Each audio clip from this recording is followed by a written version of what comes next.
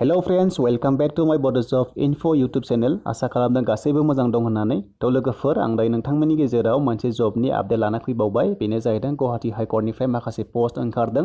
दा बेवहाय एप्लाइ खालामनो थाखाय बेसेबां क्वालिफिकेसन थानांगोन आरो नोंथांमोननि बैसोआ बेसेबां जानांगोन आरो मा पस्ट दं आं गासैखौबो डिटेल्सखौ होगासिनो दङ। थ' बेनि गेजेरावनो सोरबाफोर चेनेलाव गोदानै फैदोंमोनब्ला अन्नानै चेनेलखौ लाइक खालामनो दाबाव आरो लोगोसे साबस्क्राइब खालामना लाबानो जाबाय आरो सेलेक्ट अल होना लाबानो जाबाय जाहाथे आं गोदान आपडेट होयोब्ला नोंथाङा थाबैनो नटिफिकेसन मोनहैयो।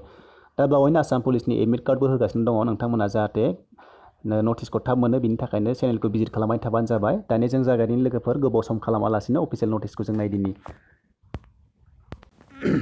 थ' बेहाय नुदों लोगोफोर बे फैदोंमोन गुवाहाटी हाइ कर्टनिफ्राय फैदों। बे जाहैबाय ल' रिसार्च इनस्टिट्युट इस्टार्न रिजियन। थ' बे जाहैबाय नोंथांमोना नुनो मोन्दों बेनि एडभार्टाइजमेन्ट डेटआ ओंखारदोंमोन 26 जुनाव ओंखारदोंमोन। थ' बेवहाय गासै टटेल पस्टआ दङ 4 दङ।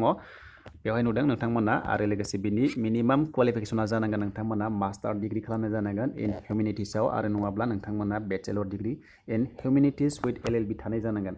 थ' जोबोर मोजां नोंथांमोना एप्लाइ खालामनो हागोन जायफोरनाखि बेफोर डिप्ल'मायाव दङ आरो लोगोसे जों नायदिनि बि डिजारेबोला नोंथांमोना बेवहाय माखासे एक्सपिरियेन्स दङबा बांसिन प्रिफारेन्स होगोन आरो लोगोसे नोंथांमोना प्रिफारेन्स जानायबो दंबावो जुदि नोंथांमोना बेफोरनि मेम्बार्स जायोब्ला हमना ला राभा बड' टिवा जेमि नागा अफ आसाम बेफोर दङब्ला नोंथांमोनाहाय बांसिन प्रिफारेन्स होगोन आरो बेनि दरमाया जागोन लोगोफोर पार मान्थ 25,000 जागोन। बियो पियरलि टेम्परारि पस्ट जागोन नोंथांमोना 6 मान्थसल' मावनो मोनगोन। थ' बेवहाय नुनो मोन्दों नोंथांमोना 6 मान्थसल' मावनो मोनगोन आरो लोगोसे बेनि लास्ट डेट एप्लाइआ नोंथांमोना 30 जुलाइसिम खालामनो हागोन।